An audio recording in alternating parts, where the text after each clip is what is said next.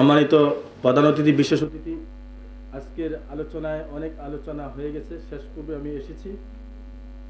Asia মহাদেশের শ্রেষ্ঠ বাংলাদেশ, যে বাংলাদেশের আলোকিত সন্তান আপনারা, যে বাংলাদেশে almost this is honourable higher education man, Dhaka university founder president Nawab sir Salimullah, Nawab Nawab Ali Chowdhury, Shere Bangla Maulana Bhasani, যাদের অবদানে আজকের উচ্চশিক্ষার বাংলাদেশ, যে বাংলাদেশে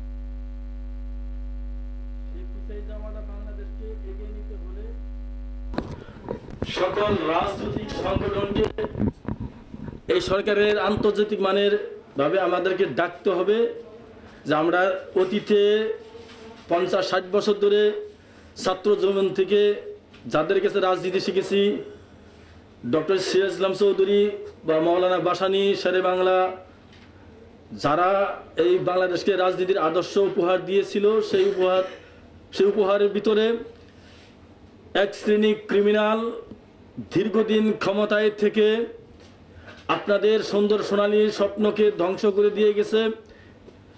আমার পূর্বের বক্তার বলেছেন ফ্যাসিবাদী সরকার আর আসবে না। ফ্যাসিবাদ সরকার আপনার আইনের মাধ্যমে আনতে হবে। বাংলাদেশের যে ব্যক্তিরা শক্তিশালী, সেটা হলো ঢাকা বিশ্ববিদ্যালয়ের কলমের কালি। আপনাদের লেখার মাধ্যমে এই ব্যক্তিকে আনতে হবে।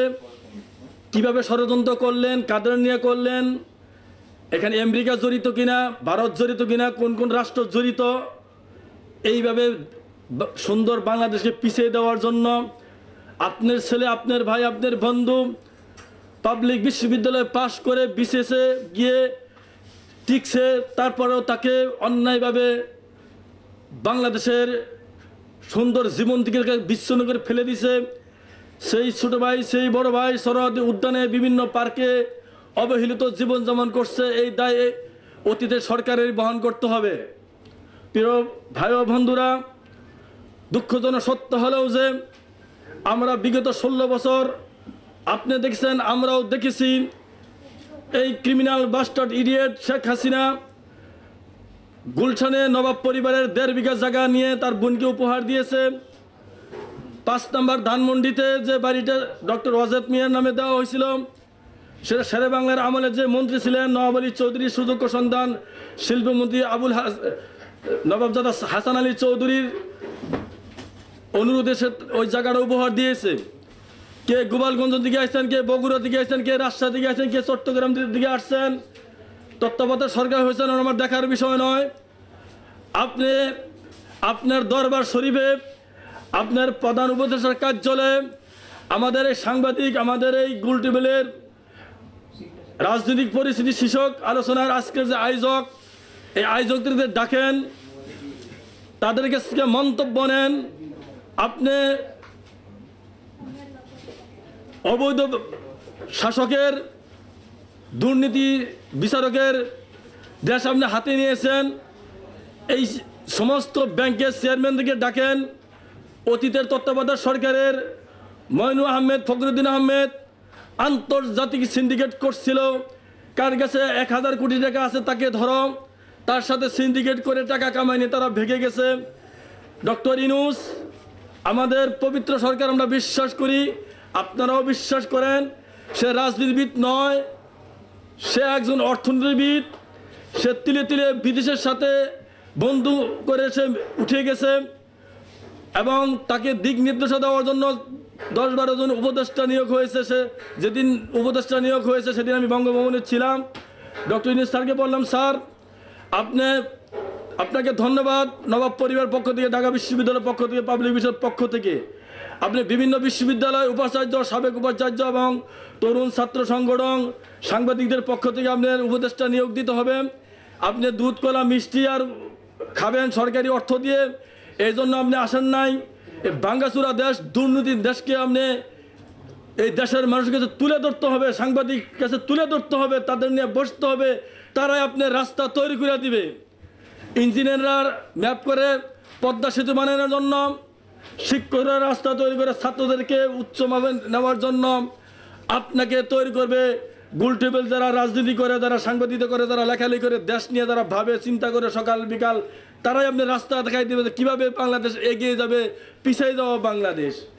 শেখ পরিবারের সকল অর্থ সম্পদ যে যেখানে আছে এইগুলি তালিকা করতে হবে। আপনার 2 বছর 3 বছর এই ম্যাপটাকে একটা আইনগতভাবে একটা ম্যাপ তৈরি করতে হবে। আপনি কতদিন ক্ষমতায় থাকবেন, আপনার ক্ষমতার মধ্য দিয়ে এই দেশের জনগণের কল্যাণ হবে কি হবে না সেটা আমরা এখন বুঝতে পেরেছি। আপনি আমাদেরকে ডেকে আপনি 2025 সালের ভিতরে নির্বাচন দিবেন, সে নির্বাচন দিতে হলেও আমাদেরকে ডাকতে হবে। আপনি এক শ্রেণী মানুষ, আপনি যাকে উপদেষ্টা নিয়েছেন বাণিজ্য উপদেষ্টা, এখানে কয় হাজার কোটি লেনদেন হয়েছে, কত কোটি স্বর্ণ লেনদেন হয়েছে সে তথ্য আমাদের কাছে ঢাকা বিশ্ববিদ্যালয়ের কাছে আছে। প্রিয় দেশবাসী, প্রিয় সাংবাদিক ভাইয়েরা, আমার বন্ধুরা, আমাদের দেশ আমাদের কাছে পৌঁছাই দিতে হবে। সেটা একটা সময়ের ভিতরে আপনি লং টাইম থাকবেন।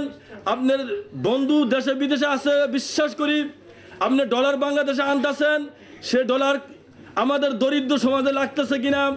সামনে মাহ রমজান আসতেছে, রমজানের আগে যদি দ্রব্যমূল্য না নিয়ন্ত্রণ হয়, আপনি উপদেষ্টা চেঞ্জ করবেন। আপনি 30 মাস পর পর উপদেষ্টা যদি চেঞ্জ করেন, তাহলে আমাদের লেখক, সাহিত্যিক, সাংবাদিক যারা রাজনীতিবিদ আছে তারা আপনাকে ধন্যবাদ জানাবে। কেন উপদেষ্টা হয়ে সরকারি বেতন নেবে আর ঘুরবে, এটা তার কাজ নয়। দ্রব্যমূল্য বেড়ে গেছে, শেখ হাসিনা সিন্ডিকেট করে গেছে, বিদ্যুতের বিল কমাইতে হবে। বিদ্যুৎ মন্ত্রী সে প্রতি মাসে মাসে বিদ্যুৎ বাড়াইছে, বাণিজ্য মন্ত্রী মাসে মাসে দ্রব্যমূল্য বাড়াইছে। আমাদের কৃষকের খাদ্যের অভাব নাই, প্রচুর পরিমাণ কৃষকের ঘরে ধান, চাল, পাট, গম, পেঁয়াজ, রসুন আছে। কেন সিন্ডিকেটের মধ্যে আমরা ঢাকা শহরে বসবাস করব? আমাদের ছেলে মেয়ে স্কুলে কলেজে গেলে তাদের আগে দিচ্ছি 300 টাকা, এখন 3000 টাকা, তারপরে তার আপ ডাউনে হয় না। এখন শিক্ষাক্ষেত্রে, কৃষিক্ষেত্রে, অর্থনৈতিক ক্ষেত্রে অবিলম্বে সকল ব্যাংকের চেয়ারম্যান যারা 15-20 বছর ব্যাংকের চেয়ারম্যান ছিল একই পরিবারে 5 বার 10 বার, তাদেরকে তদন্ত করেন। আপনারা এদেরকে নিয়ে বসেন। বাংলাদেশ কেন পিছাই গেল?